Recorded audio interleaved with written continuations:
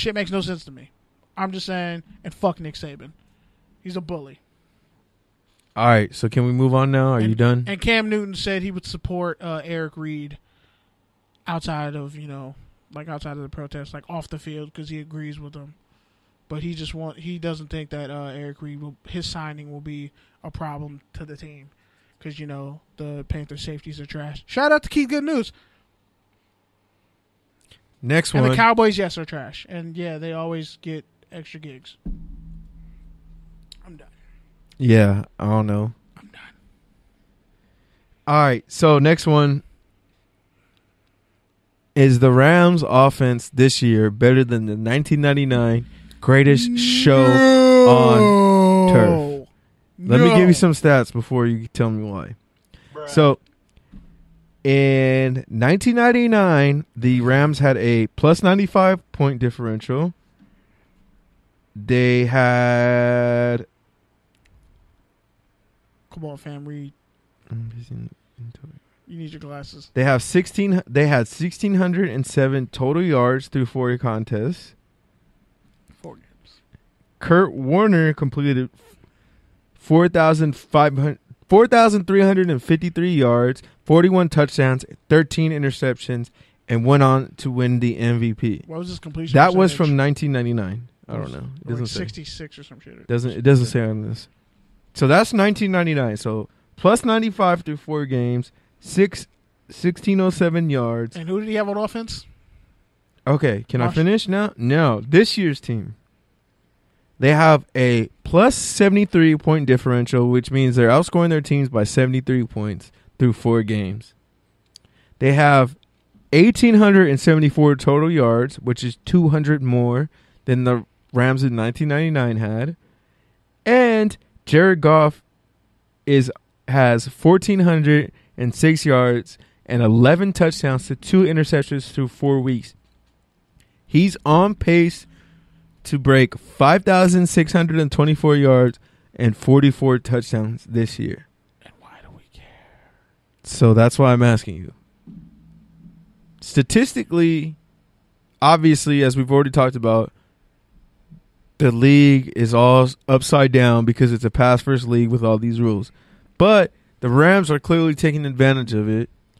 So, well, if you look at all the deep throws, that most of their catches, he's averaging over 10 yards a throw. Goff is. So then why don't you go ahead and tell me why you think this offense is not better than the greatest show on turf, which only has 2 Hall of Famers and Kurt Warner. 4 Hall of Famers. Okay, we're talking 5, about. Actually. Okay, I'm talking about the skill positions. Orlando Pace is a Hall of Famer. Is that a skill position? Yeah, you have to be skilled to be a lineman. Shut you fucking up. traitor. Okay, whatever, fine. Mister, I didn't really block all that good in high school because we just ran fucking 900 blocking all the time. Yeah. Tell me about your offense. Tell me about your spread offense in high school, Pete.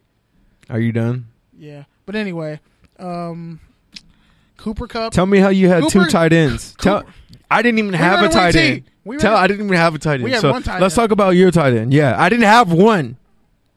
We had 2. You know what it's like trying to block a pirating end who would later go to the NFL?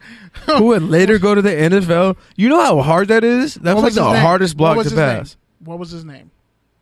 I think he washed out. Don't say Jordan. What's his face? Brandon McGee. Arizona State. Yep. He played linebacker for Arizona State. Yeah, and he ended up making a team. And the other one too. There was another one too. Perfect? No. There's another. They had another pass rusher too. But Carl. Yeah. What's his damn face? I know Carl Bradford. Yeah. So he kicked your ass too. Yep. Nah, I didn't block him. No. So did Jordan. What's his face? Who went to USC. But yeah, man. So go ahead and tell me why it's not better. First off, Todd Gurley is not Marshall Faulk, nor will he ever be. Okay, even though you said on this very podcast there's an argument to be said. You acknowledged, you didn't say it was true. A natural ability. You didn't say it was true, but you acknowledged the fact that there is an argument and there's a case where when things are said and done, Todd Gurley could be better than Marshall Faulk. Yes. But he is not right now. and once he gets 1,000 yards receiving and averages like 15 yards a catch, then I'll be impressed. But guess what? I think he averages 10 yards a catch last year, which was pretty good. But he ain't getting 1,000 yards receiving as a running back. In this NFL, it's not happening. And you don't want to talk about how Kurt Warner clout chased his way to the Hall of Fame. Yeah, we did, but that's your problem. That's your beef. You need to take up at therapy. And sports fan therapy. #fan court. By the way, honestly, Isaac Bruce and Torrey Holt deserve to be in the Hall of Fame before Kurt Warner. That's what I'm saying. About it. Let's talk about it. But even they are way low on my list of receivers. Robert Woods isn't even Azir Hakeem. First off, can we be honest? He's the better receiver. I just threw up in my mouth. Azir Hakeem was I'm nice. mad you mentioned him in this podcast. He's not even Ricky Prohl. You're talking about the greatest. Ricky Prohl has like 15,000 receiving yards. Okay? He's like the greatest slot receiver of all time who will never make the Hall of Fame. First off. And he did it back then. Standing for another USC player, huh? First off, Ricky Prohl didn't go to USC. I thought he did. No, he didn't, jackass. Where'd he go? I think he went to North Carolina or some shit. Google it. Oh, yeah. I'm sorry. I got the other short. And the other short. First off, he's the Panthers receiving coach. First off, don't you disrespect the name of Ricky Prohl in my presence. I will fight you. That dude was nice. He got robbed of the Super Bowl in Carolina. What's the other short? Austin Prohl? The other short USC slot white receiver that they had back in the day. They didn't have slow white receiver. They had Petros Papadakis, who was he was a running back. He was trash though. He's all right, but he's like the last starting white tailback for USC on the worst team in USC history. And he proudly says that. I'm not throwing slander. But anyway, yeah, first off, Marshall Faulk, Orlando Pace on offensive line. None of those offensive linemen on this team are Orlando Pace. So you can stop that right there. Adam Whitworth is good, but he will never be Orlando Pace. He's not even in Hall of Fame consideration. Second, you had a couple other guys on the offensive line who I can't readily name, which is random for me because I can usually name whole offensive lines. But you had him. You have, I think Ricky Dudley was on that team, possibly. Ricky Dudley might have been He was good then? Not really. I feel like Ricky Dudley was ahead of his time. Like, I feel like he might actually be better in the modern NFL. Yeah, and John Gruden loved him, but whatever. Ricky Prohl, Isaac Bruce, when he was in the prime of his career, Torrey Holt, second or third year, when Amari Cooper might never actually end up becoming. Kurt Warner, Dick Vermeil on offense, and Marshall Faulk. And Marshall Faulk was playing receiver. Like, bro, that's four guys who were putting up yak. And that's when defenses were allowed to play defense, and they were shitting on the competition. Don't fucking tell me Robert Woods is Torrey Holt, Isaac Bruce, or even Ricky Prohl. He's none of those guys. Neither is Cooper Kupp, and neither is Brandon Cooks. Brandon Cooks would be like the fourth best receiver on that team because Marshall Faulk was better than most NFL receivers. That's how great he was. So therefore, Brandon Cooks would be the only cat I'd take off this team. Damn, London Fletcher was on that team? Yes, he was. So was I think Dexter McCleon. Leonard Little. Mark, I forget who the guy was, but he had the game. Mo Lewis. DeMarco Farr. Yeah, I don't know that name. I think it's Mo Lewis. DeMarco Farr, he works for ESPN now. He's the Rams sideline reporter. Oh, that's dope. But there's a guy who saved their. He had the Super Bowl winning tackle, and that was one of the linebackers. Wasn't it Mike Jones? Might have been Mike Jones. I don't remember. 55, I think, or 57, one of those numbers. But anyway, bottom line is that Rams team would have beat the shit out of this Rams team. And I don't care that the Rams have Aaron Donald. Nah. Just nah. Yeah, we're not comparing them. Now, if you wanted to compare this Rams offense, compare it to the Colts offense when they had 3 1,000-yard receivers. Stokely, Harrison, Dallas Clark. Not Dallas Clark. He wasn't a 1,000-yard receiver, but he was a great tight end. Marvin Harrison, Reggie Wayne, Brandon Stokely, Edgerrin Which, by the way, man, shout out to a more comparable offense. Which, by the way, man, shout out to Ryan Lilja. Shout out to Reggie Wayne. I read a tweet this week where basically Reggie Wayne was practicing with his sons, and one of his sons was like, "Look, Dad, I caught the ball like Odell because he caught it with one hand." And then this other Twitter account was like, "Reggie, just show him this," and it was Reggie catching with one hand. It's like, people are really gonna forget Reggie Wayne's greatness. People really like he's literally gonna be known as a dude who was always in someone else's shadow. Because T.Y. Hilton came up under him. And then surpassed him in the late end of his career. Marvin Harrison was ahead of him. Marvin Harrison and was Andre Harris was ahead of him at the U. Moss was ahead of him at the U. Not Andre Harrison, Santana Moss, and Andre Johnson. Andre Johnson, yeah, my bad. Get the names What the right. fuck is wrong with me today? Bruh.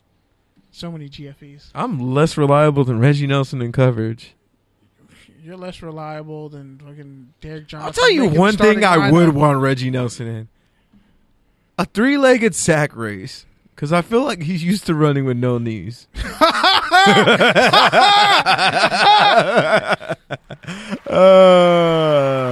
me shake your hand. This man made a comeback. Don't call it a comeback. Oh, shit. But, yeah, I would compare this Rams offense to that Colts offense. Consistently unstoppable. They are never out of a game. Like, if Cooper Kupp doesn't get catches, then Brandon Cooks and Robert Woods get catches, and you can't stop Todd Gurley. So that's a more comparable comparison. They are not the Rams, the greatest show on turf. I'm going to tell you why, just to play devil's advocate, they are better. Here's why. Ain't none of these niggas making the Hall. Oh, none of these people making the Hall of Fame. That's how upset you got me. Damn it. I haven't said that on radio in like 7 months. It's definitely been a lot less than that. You were talking about you had a N-word moment like 2 weeks ago on the train. That didn't count because I really had a nigga moment. That's what Somebody I'm saying. almost died. No, like people almost got shot, stabbed. Like it was a problem. My life was in danger. And it happened yesterday. It happened on Tuesday too, if we're being honest. But the red line, anyway. Yeah, man. Here's why. Jared Goff. Jared Goff is not better than Kurt Warner now. Okay.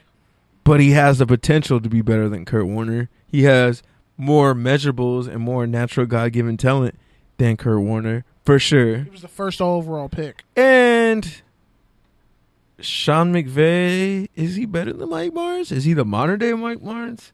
I don't know. Well, Dick Vermeil was the head coach. But Mike Martz was the OC. But McVay's the head coach and pretty much the offensive coordinator, so... Is McVay a better combination than Dick Vermeil and Mike Martz? I'm going to say no. Again, you lose. That's true. But then you factor in the fact that this team is going to get a lot of turnovers and get a lot of short fields. Because they have an all-pro Madden defense. And they can afford to go for it on every single fourth down because they have an all-pro Madden defense. And they have a concept for they have a route combination for literally every situation. Because they actually play smart football, efficient football. And they do wonders for my fantasy team. Shout out to Brandon Cooks and the Rams defense because I got both.